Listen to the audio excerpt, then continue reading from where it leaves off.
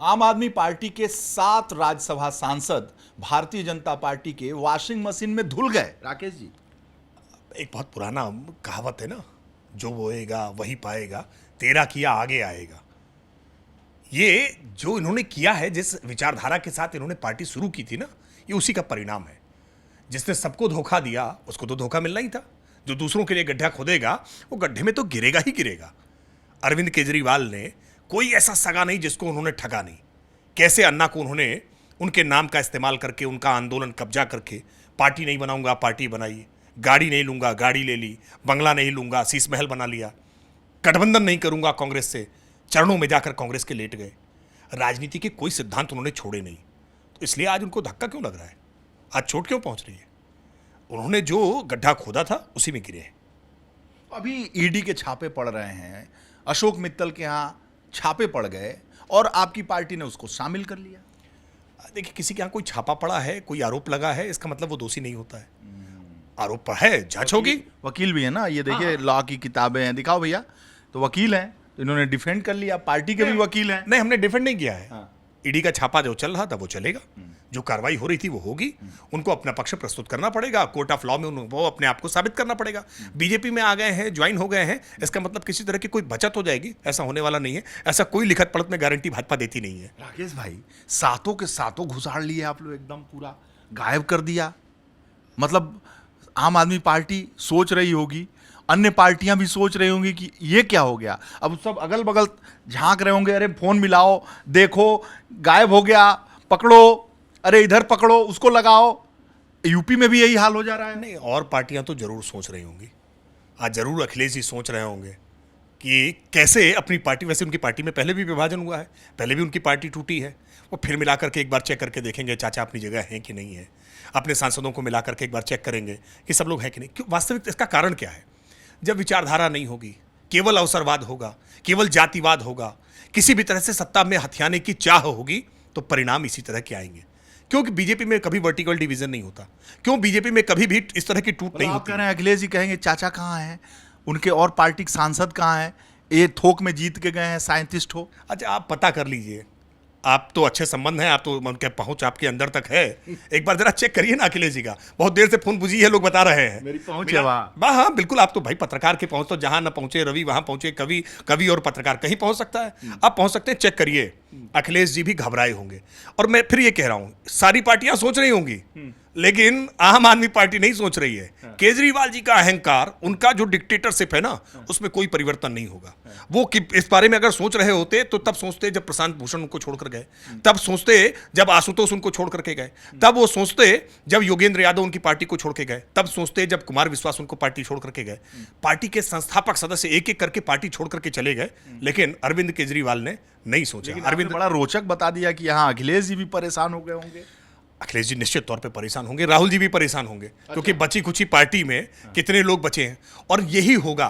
क्यों होगा? उसका कारण है गरीब व्यक्ति के जीवन में क्रांतिकारी बदलाव लेकर के। फोन मिला रहे होंगे क्या? हाँ, हमारे कहाँ हैं? हाँ, चेक कर रहे होंगे, ये कहाँ हैं हमारे सांसद? अच्छा। ए जरा लगाओ यार, फोन लगाओ, ए देखो जरा, ए देखो। नहीं, संकट तो और होगा जिसको फोन मिलाने की जिम्मेदारी दी होगी, कुछ दिन बाद उसका स्विच ऑफ ना हो जाए। जिसको जिम्मेदारी देंगे, ये परिवार के लोग अकेले बचेंगे। जिसको जिम्मेदारी दी होगी वही गायब हो जाएगा। हो सकता है जनता के बीच का जुड़ाव जो जिनका भी है, जो जनता के बीच में जा रहे हैं, वो महसूस कर रहे हैं ना, आंधी तो मोदी के साथ है, उखड़ जाएंगे पैर अगर मोदी के साथ नहीं चलेंगे तो।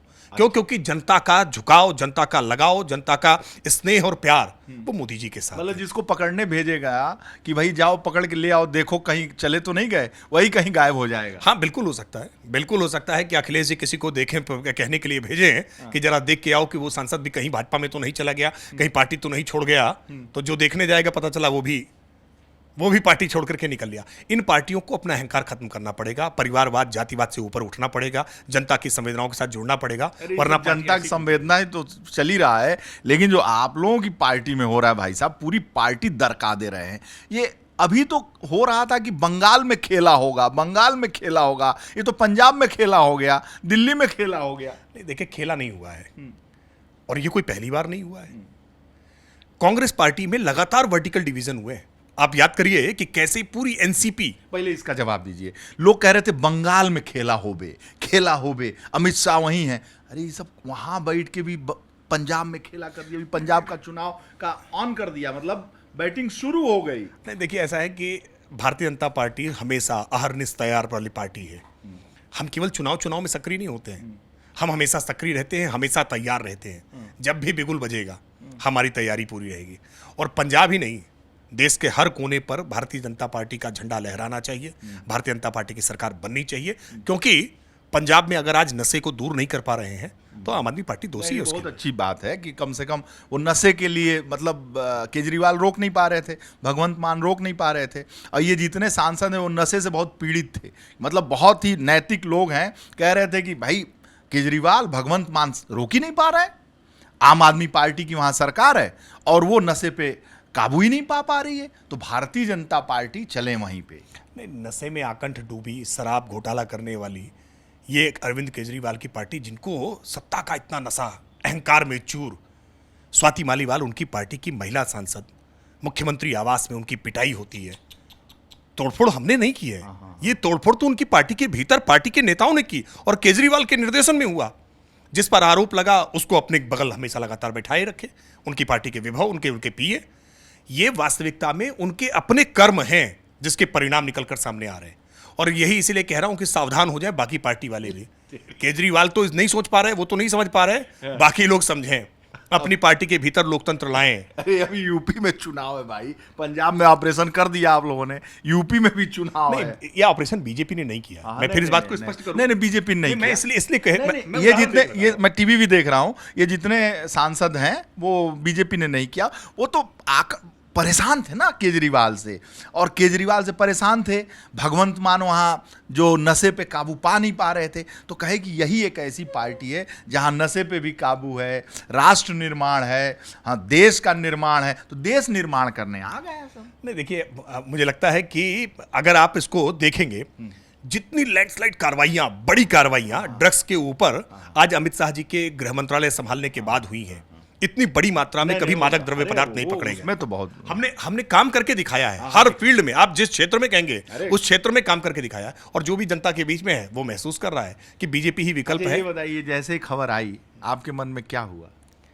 नहीं, हम तो अपेक्षित था इस बात क्या टिप्पणी थी आपकी? देखिए, इन पार्टियों का डूब जाना स्वाभाविक है, जो जातिवाद से चलेंगे, डुबा देंगे, जो जातिवाद से चलेंगे, जो परिवारवाद से चलेंगे।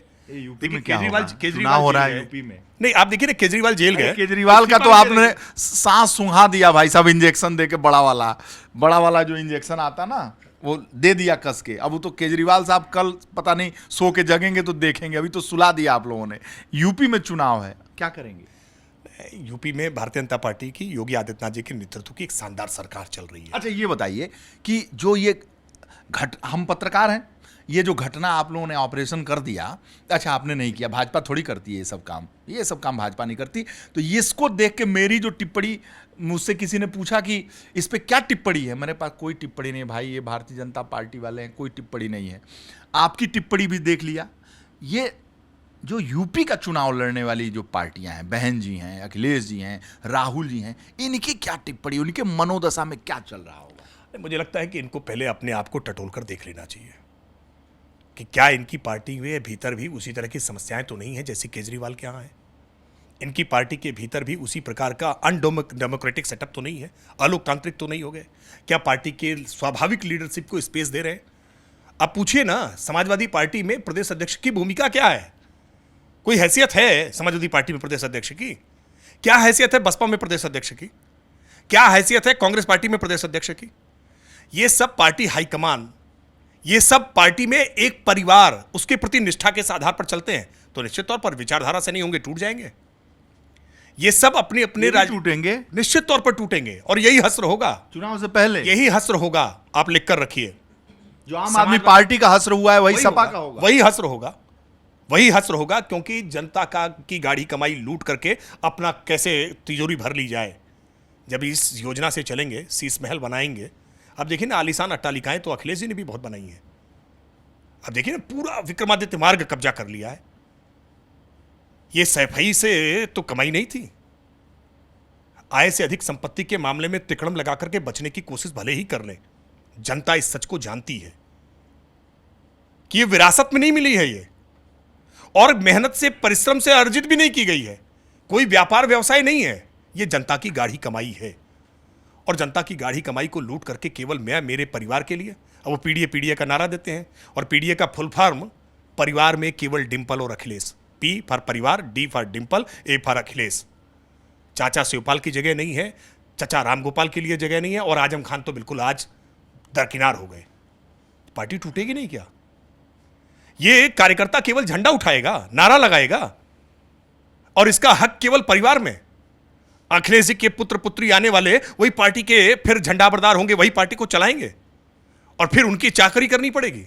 कब तक होगा? एक न एक दिन तो आखिरकार साइकिल की चेन उतरेगी ना, उसके पहिए निकल करके दाहिने बाएं जाएंगे ना, उसके पैडल, उसके हैंडल, उसके कैरियर उससे जुदा हो ही जाएंगे। इस साइकिल को कबाड़ में बदल ही जाना है। धन्य हो। भाजपाइयों से कोई बात ना कर पाएगा भाई साहब, बड़ा इंजेक्शन दे रहे हैं सब। 7 तो सांसद तोड़ डाले आम आदमी पार्टी का। केजरीवाल जी को आज नींद ना आए, दूसरी पार्टियों को नींद ना आई आ रही। धन्य हो प्रभु। ये सब किताब उताब पढ़ते रहिए, हम लोगों को भी बताते रहिए और इंजेक्शन देते रहिए। नहीं, केजरीवाल जी तो सोएंगे, उन पर कोई असर नहीं है, वो तो पी करके सो गए। लेकिन महत्वपूर्ण है, अखिलेश जी जागे हैं क्या? अखिलेश जी जाग कर देखें, झांक कर देखें, और अपने सांसदों की गिनती पूरी कर लें। पूरे हैं कि 2-4 के स्विच ऑफ हैं, चेक करके देख लें। अभी ये भी ये सुझाव है, चेक करके देख लें। वैसे आप पता करा लीजिए, फोन मिला जरूर रहे होंगे, घबराहट तो होगी।